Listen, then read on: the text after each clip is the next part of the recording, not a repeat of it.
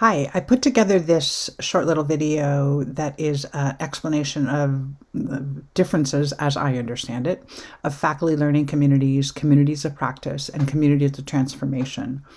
So I'm going to go through them one at a time and then sort of at the end put together what I think is a summary. I think this is going to serve as a way for us to have a conversation about what to call the groups of people that we are calling together to do action research experiments in the EcoSTEM grant. So the first one is faculty learning communities.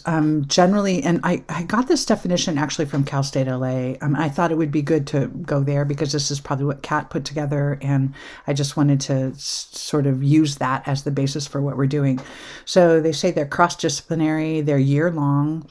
The point is to build community, but they're also often topic-specific curriculum provided, and it's encouraged that you participate in scholarly activity.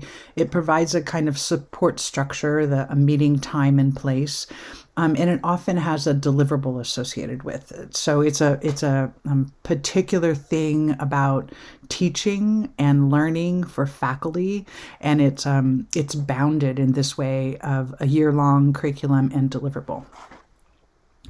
The next is a community of practice. This article I got from Adrian Kazar about community of transformation, but also described what a community of practice was. They said there's three characteristics. There's a common group of purpose and value. That's not worded very well, but there's a common purpose and value for the group. There's community, so you set up a set of individuals that are connected on an ongoing basis. And there's shared practices, like ideas, frameworks, tools, or documents.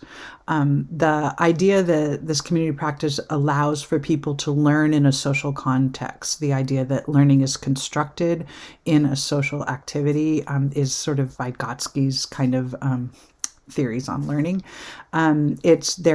People interact regularly, so this is something that is set up as an ongoing interaction, periodic interaction. It's undefined length, form, and institutionalization, which means that it can be any size, it can be any length of time that you're working together on. Sorry about those dings, and it can be within an institution or cross-institutional. That kind of thing doesn't matter. And then the community transformation, this was created in this kind of term was created in this document that's referenced below, related to sort of STEM reform. But I think it also can be anything, but we are doing STEM, so that's perfectly fine.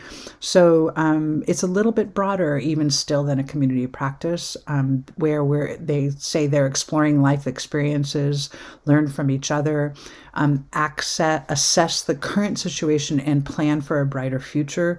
So really there is a purpose, but it's much more philosophical. So you would be exploring philosophically in deep fundamental ways about how science is taught. So again, this is a STEM oriented thing. So that's why they said how science is taught. And they interact regularly, just like the community practice, and it's undefined length, form, and institutionalization. So it doesn't have to be a certain way. And this particular document also referred to sort of a further, the next step in this kind of connections, what they call a networked group of people. And I didn't really talk about this in this presentation because we're really just considering what we want to call our particular group of people. But there is sort of a further, sort of more loosely defined group of people called a network. So in summary, the faculty learning community is a limited time with a curriculum and often has a deliverable. The community practice has a common passion and they have shared practices. The community transportation is philosophically oriented, and then also you end up learning from each other. So in my opinion, it seems that we might be either doing something that's a community practice or a community of transformation, and it really depends on what we think about that. In the level of specificity of topic, potentially, that in a community practice there's a little bit more specificity than in community of transformation. I hope that helps.